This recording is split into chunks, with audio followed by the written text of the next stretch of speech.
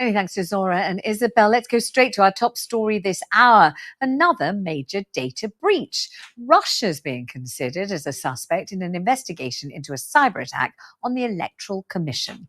It emerged this week that the details of tens of millions of British voters could have been accessed, and cybersecurity experts now think this bears the hallmark of a state-based attack. Joining me to discuss this, Talk Radio's political editor Peter Cardwell. Good to have you here, Peter. Hi. And Kevin Curran, a cybersecurity expert from Ulster University. Let's start with Peter to sort of set the scene. So the Electoral Register, that's your name, my name, and everybody else's name. Yes, and it's from the Electoral Commission, which is an independent body which runs elections in this country. So most people are registered with it. You're talking about 40 million or so people. Some people aren't on it, but most people are. And this has apparently been Russia or China. We think Russia has accessed this. We don't quite know what they've done with it. And actually, this is sophistication, which I'm sure your other guests can give more detail on than I can. It is such that they don't actually know for how long they accessed it or what they may do with it as a result. Now, this is very embarrassing. There's no suggestion necessarily that this can be used to interfere in an election, although there was a security committee, Parliament Security Committee, looked into what was allegedly done in the 2014 Scottish referendum. Can you remind us what was done? Because I think people will find it difficult to join the dots between, okay, they may have my name, Yes. they may have my address, Yes. they may know how many people live in my house, they may know how old we are, but how can they influence an election result? How can they change the way we vote or change the way we behave? So it may not be clear what the actual problem is here. So as has been the case in America, for example, there are various suggestions that there have been Russia or other countries have been putting fake information into the public domain, have been revealing things, have been perhaps coercing people in some way, or even just putting information on people's Facebook feeds, on their social media feeds, for example. There's a lot of sophistication here. But in terms of the 2014 independence referendum in Scotland, there was certainly the suggestion that Russia wanted the breakup of the United Kingdom to happen, that would have backed that. And the idea was to destabilise the UK. But isn't it true that the Electoral Register is a matter of sort of public record anyway? So if you want to have a look at it, you can. Anyone who wants to can find the names and the addresses, and probably how many people are in your house or whatever. If you pay a bit of money to access it, you can do it electronically. Yes. You can look at the details there. So a lot of it isn't. A lot of it is semi-public anyway, but some details aren't public, and it's the fact that whilst it might be searchable, you can't kind of get all of it together and do all sorts of data related things in relation to having all the data together, like in a spreadsheet, for example. So this is worrying. This is a massive data breach. It was going on for months before the Electoral Commission knew about it, and there's a lot of concern at the very highest level. Okay, I'm going to ask Professor Curran this question, but I'm going to ask you the same question first. How concerning is this? Is this one of those things where we go, it's terrible, we're so worried, it's very worrying, and then you think, well, actually, hang on a minute, anyone who paid could get this information anyway. There isn't really anything confidential about where you live or whatever it is. Everybody knows it anyway. It's not much of a big deal, or is this something that should be of grave concern? I personally don't want Russia knowing my information if they do. It's not so much having the information, although it should be secure, certainly, and there are all sorts of protocols and laws around how you can do that. But it's what you then do with the information. Do you then try to fraudulently take people's votes away? What do you try to do with this? Do you try to change the information? Can you access it so it's wrong? You put the different people in different constituencies. You change perhaps the nature of how voting system works in this country. There are various ways, things that could happen. So far, we don't think they have, but certainly it's very concerning that your data in this instance, which is meant to be secure, is not. And you would imagine something like the Electoral Commission, which is a big state, independent body, but funded by the state, very important thing, would have good safeguards around this, and clearly those safeguards weren't good enough. All right, let's ask Professor Curran about this. Good to have you on the programme. You're a cybersecurity expert. So first of all, the thing that astounds most people about this story, I mean, among many other facets, is that it supposedly has been going on for 14 months without anybody realising. Yes, but a lot of companies are hacked. We always say there's just those people who don't know they've been hacked, really. So a lot of companies, their systems actually have insiders, and it can take on average 10 months for anyone to find out if there has been anyone inside exfiltrating material, again, from their systems. Now, there are there are tools you can have, canaries we call them even, that can look for any information being extracted and have various flags and alerts that come up again. So there is ways to do that, but it's not exceptional that some system has been compromised and that the system admins do not know about it. Now, there are questions about how long it's taken for them, 10 months since they discovered this, because there are laws, the GDPR in Europe and ones that we adhere to, where you have to notify the authorities within 72 hours again, because again, the more the public know, the safer we can go. Now, they've given an explanation saying that they wanted to assess the nature of it as such, but there are questions about that, and a lot of cybersecurity people are asking about that. And there are maybe questions as well, was the data encrypted? Because again, that we have legislation for companies again to maintain data in a safe way. So there were questions about whether or not it was encrypted as such. But I mean, the most logical thing is that this was state sponsored, because it's not an attack where any financial reward could have been gotten. But it is one of the largest data breaches we've ever had in the UK, with 40 million. And you could see where, of course, it's hard to figure out. I mean, people are saying about names being changed and this and that, but the most logical conclusion really is that Russia are just doing what most state-sponsored hacking groups do, is try to collate as much detailed information on the citizens of their enemies.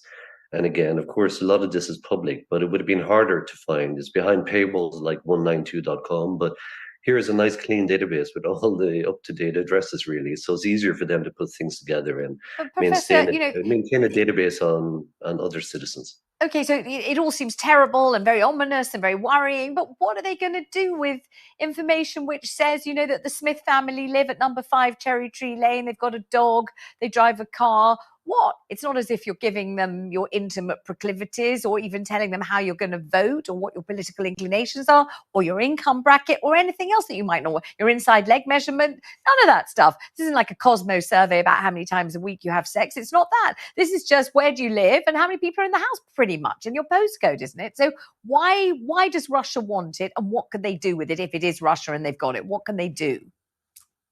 Well, it's always good to have a clean data set, really. But why? For what reason? Why is it? You make it sound like a dinner service. You've got a nice clean dinner service. You can serve the dinner. What do you do with a nice clean database of 40 million names and addresses? What do you do with it?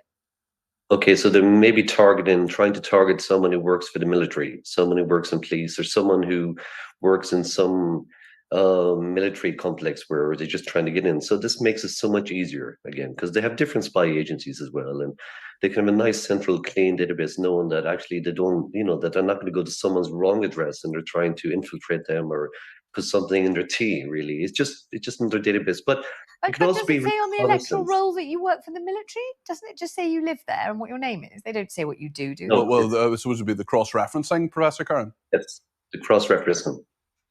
Right, so they find out that, so they've got better access to where prominent people who may be of note or interest to them might be located. Is that really it, or is it more than that? And we're supposing this is the case here. This could be a reconnaissance for future attacks. Checking the systems, testing, because our elections are at the heart of our democracy as well. So we don't know for sure. We do know that it seems to be in remote code exploit again, where there was vulnerabilities found in the email system again. So it's not just the register being leaked, but they had access to internal systems and emails, and the emails could be very sensitive as well. So there's a larger thing at play here, really. It's just not actually putting the names together, even though, again, any clean data set is very useful for state espionage. So does that mean there's been ineptitude, there's been naivety, there's been a failure to grasp how easy it is to infiltrate and to sabotage or infiltrate and remove information and data? Is this some because the way you describe it, it sounds fairly, elementary. There should have been some checks and balances. There should have been somebody putting out a few canaries to find out whether there was a leak or not. Somebody should have pushed that button, not that button, and then this wouldn't have happened. If they'd encrypted it, that would have been better. All these if they'd only, it wouldn't have happened as easily. How come you know this and they don't know this? It's not that they don't know it. I mean, modern systems are very complex, really. So the cyber criminals only have to get lucky ones to find some remote exploit. So we have to see what the budget is. I mean, it's still a government agency and the taxpayers pay for it. So again, every company has to make a decision on how much of a budget do they allocate to security. Again, so so we have to see what the budget was in there again, how technical the people were. Of course, yeah, there are ways you can hire companies that come along and test your systems and do pen testing and everything else, but there's a limited amount of resources to be able to block every single avenue. But as I said, that there are best practices and there are guidelines that companies have to adhere to as well, and they can be found later in, and the Information Commissioner's Office does fine companies again for any data breaches where they've been found to be lacking. And about 2 years ago, £500,000 was fired up because the New Year's honors list of all the recipients, their personal details were leaked online again. So there was a fine issued by the ICO. And so we have regulators again. So we have to see, what the regulators decide in this matter. Professor Curran, thank you very much indeed for joining us. Peter, in the first hour of the programme, we talked about an enormous data leak, this time in Northern Ireland and this time in the police force of Northern Ireland, but this time human error and wrong information given out, and the enormously dangerous and worrying implications of that. So I think we should cover that story. If people weren't watching at 5 o'clock, they can hear now what's been going on. Very, very worrying, Vanessa, as you correctly say. Nearly 11,000 people, either officers or civilians who work for the police service in Northern Ireland, have had a lot of detail, not their home addresses, thank goodness, but their name, their rank, where their office is or their station is, and what they do, how many hours a week they work, their working patterns, and so on. Part of that was in that information as well. And then within the last couple of hours, there's been information again from the police service in Northern Ireland in regard to more information of 200 officers that was stolen from a laptop which was in an officer's car. So there's the police service in Northern Ireland are having a really, really difficult time. It would be very serious in any police force. But if your mate down the pub is a copper in Derbyshire or in Gloucestershire, there's no big deal. You just say, oh, he or she is a police officer. Whereas in Northern Ireland, it's still very sensitive, especially for members of the Catholic nationalist community. There are people who don't tell their friends. There are people who don't tell their family, for example, what they do or the nature of what they do, simply because the terrorist threat there is still severe. There are still people, dissident Republicans, who want to kill or injure police officers. And we've seen that recently with the attack on a very senior officer, Detective Chief Inspector John Caldwell, who was targeted by dissident Republicans. We've seen murders in the past, so even after the Troubles ended in 1998. So this is still a very, very sensitive topic. And the Chief Constable of the Police Service of Northern Ireland is actually cutting short his family holiday to come home and deal with this. The body that oversees the police service there, the Policing Board, will meet tomorrow morning at 10 a.m. Peter, thank you very much indeed. Coming up after the break, how do we make our phones less attractive to thieves? Sadiq Khan, the Mayor of London, calls for help to tackle the rising number of robberies in the capital. I'm Vanessa Feltz, and you're with Talk on TV, radio and online.